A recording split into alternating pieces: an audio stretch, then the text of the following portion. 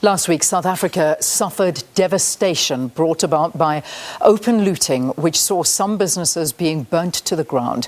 While the nation witnessed scenes of chaos in the media, it is the owners of those businesses who suffered the most. And this morning, we talked to owners of two of the affected businesses, Durban-based Phumza Sokhetye of Kingspark and Mpho Lekau of Styla Gang Original Designs based in Soweto.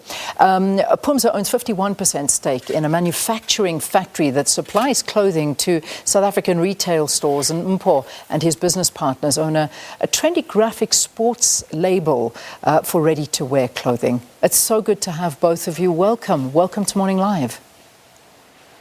Thank you for having me. Thank you, Leanne. I'm going to throw this question to both of you. How are you feeling today? You know, last week it was almost like living through a nightmare, and I can only imagine that it was worse for you because you were both affected by this. But as Monday morning approaches and you realize that the business is no longer, how are you feeling? I mean, Mpho, let me begin with you. I mean, it's not a good feeling knowing that all your hard work went down the drain, you know, especially it's coming from a community that built you. And it's really, really like a devastating moment for us. But we pick up the pieces and we learn, we basically move from here on, you know. Yeah. But in terms of feeling-wise, it's really not a good feeling. No. I mean, there's so many things that went in putting that store together. And for it to just vanish in just like an hour, you know, it's really, really a sad moment for us right now. Yeah. Phumza, let's get a sense of how you're feeling this morning. Devastating, Leanne. It was last year we set up a brand new production floor with the latest machinery with the help of the Foschini Group. Machinery and raw materials have been looted. The building has been destroyed. 600 jobs supporting 3,000 family members in the poorest part of the country are now lost. It's devastating. Yeah. You know, I mean, that's the bigger picture, isn't it? You know, it's one thing, you look at a machine and you look at the products that have been looted and destroyed, but it's what's behind those products and the things that have been looted are the lives of those thousands of people that you speak of. 3,000 families as we speak today because of what happened last week, just from your one organization, Phumza, are now absolutely unaware as to where they're going to get an income from. What are you going to do? I mean, have you heard as yet? I suppose it's too early, but do you think you'll be able to rebuild this? Leanne, right now, myself and partners, you know, we can't think straight. You know, it just can't make sense. This whole thing is frustrating. And honestly, you know, how do you resuscitate a medium to large manufacturer like that? Yeah. Without any support? Where we are standing now, I would say we have no idea. We have no idea. We run out of ideas. It's devastating. Yeah. You know, we hear from Phumza how many people and how many families have been affected. I emphasize that again, 3,000 families are affected due to just one business. What about you, Mpho? How many people did you manage to employ and how many people are affected in your business? I mean, small scale, business is very small scale, but we had like about 4 people that we're depending on salaries that we're getting from the store. And from that, like 4 families have been affected by this.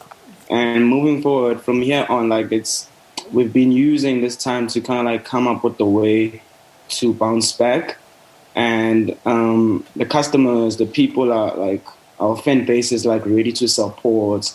They're putting pressure on us to drop those donation links so they can try and support us to kind of like fund where we had lost, you know. So we really appreciate everyone that's coming through for us at the moment. But we are currently looking for a different space, a safer space, waiting for a lead from the landlords from the current space to kind of like advise where to from here. Yeah. But we are basically looking to venture into new into a new space and a new community, basically. Yeah. A safer one that's going to love and protect us and avoid something like this. You see, now there in itself is the problem when you say find another community that will love and protect us. So you were based in Diepkloof, is that correct? Is that where your business was? Diepkloof. So I mean, in Black Chain Center. Is this for you the end? You won't go there again. I mean, is this the kind of feeling that you get, that the community did not help and protect your business and you will not go in and support them again? I mean, I'm so disappointed in the people. I won't lie, and it's like, it's going to take time for me to heal from this.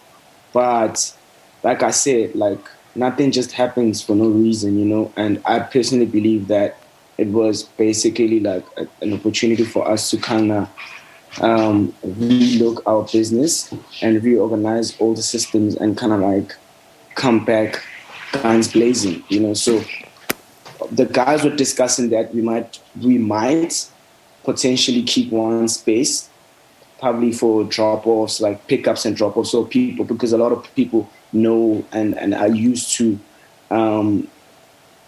coming to that space and interacting with the brand. So there's a possibility that we might keep the space, like one space just for pickups for customer orders that we make online. But we're looking for a bigger space, a factory space. We're just about to employ like 3 extra people because we wanted to grow our production side of the business. Because we started like producing stuff for ourselves, cutting the middleman, like we were just progressing, so they really put a stop to that. But we just basically trying to find a bigger space where we can try and increase our production capacity. Yeah. I mean,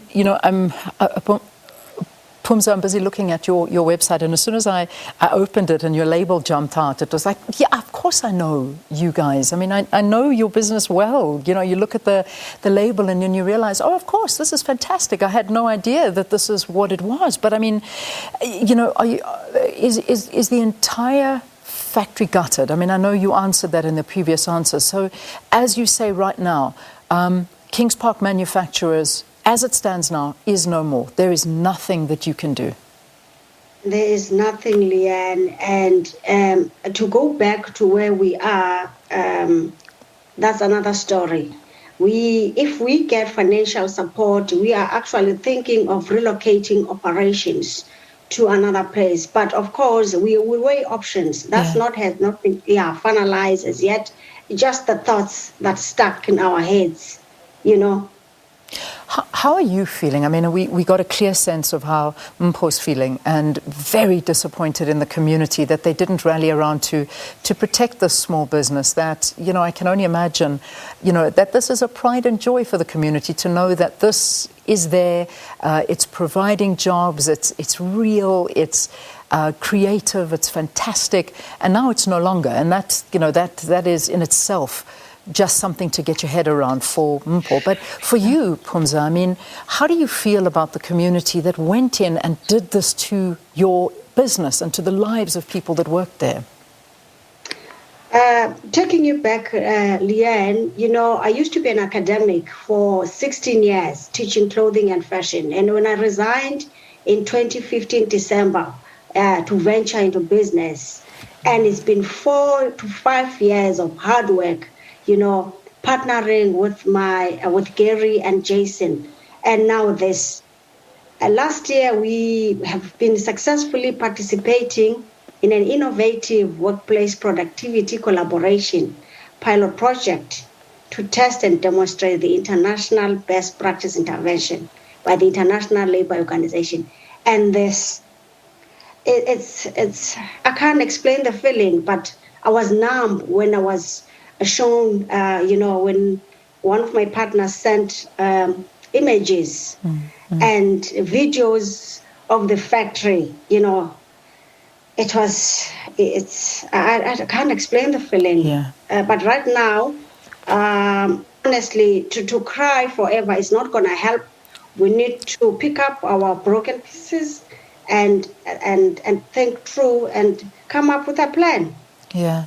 To build a business. Kingspark was almost one of those one of those shining examples of what can be created, because we know that the textile and manufacturing and clothing industry had taken a massive hammering due to very cheap imports, and so many different sectors have been crying out for this industry to get legs of their own, to create the jobs, to reboost and reignite the textile and manufacturing industry of clothing. And you managed to do this, if I'm not mistaken. This only opened in September last year. Is that correct? No, Mia, 22 years ago. In 22 years ago, but the factory that we're referring to, how long has that been operating for? Yes, this production floor, the factory, the building with new equipment. Yes. It only started last year with the help of I do remember this. Group. Yeah. Yes. And that, to get that going, because that's what we've been crying for, are the jobs, and to try and get the big corporates involved, and they did. And now, exactly. And now what? So, have you visited the factory as yet? Have you managed to get down there and have a look? One of our partners did. It's still not safe to drive, and get to the factory because it hasn't stopped yet. Although they're trying to normalize things here, but it's still risky to go there. So I haven't. Yeah, I don't know. Yeah. Mpho, obviously you've been there. You've seen it. Did the community help you clean up? Have you cleaned up the stores yet? I got an email from the landlord yesterday for us to come into the space and clean up. So with the guys, we're just thinking how we're going to go about doing this. Of course, we're going to get help from a few people from our side of the community to kind of help us clean the space and pack up most of our stuff, because we managed to take out, because we were occupying 3 spaces at the center. Yeah. So they only came in for 1 space, which was the clothing store. The other side, the other 2 spaces are our branding space and our production space. So we managed to take out all the equipment, the machineries that were in there, and kind of store them at a safe place for now. Okay. But we're just gonna go back and remove all the other stuff and basically clean up. So like I said, we're just deciding if we're gonna keep a space. We just puzzled for now. Yeah. And I'm hoping at least by end of tomorrow we have a solid plan as to where to from now. So let me ask both of you this. We've been listening from our president to the police minister to the intelligence ministers, those that are in state security and the SANDF, and all of them giving their 2 cents worth as to what is behind all of this and why we're in this situation. So let me ask you, Mpho, what do you believe has led to this situation? It's just a whole lot of factors that are contributing to this for me, I believe. It's not just the whole Zuma thing. It's just the empty promises from the government and just people being aware of what's happening politically, and young people being aware of what's happening politically, where the stake of the country belongs to, and all those kind of things, right?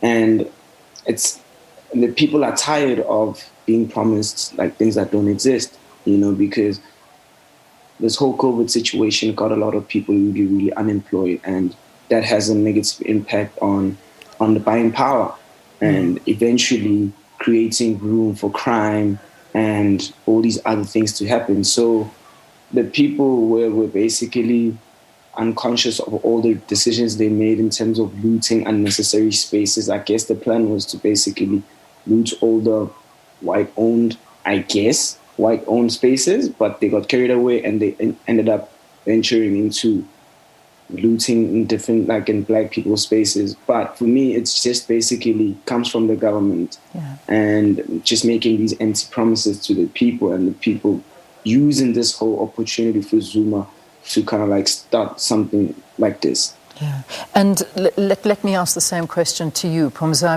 What do you think has fueled this? You obviously the manufacturers being based in KwaZulu-Natal, and again, what more do you think is fueling this anger?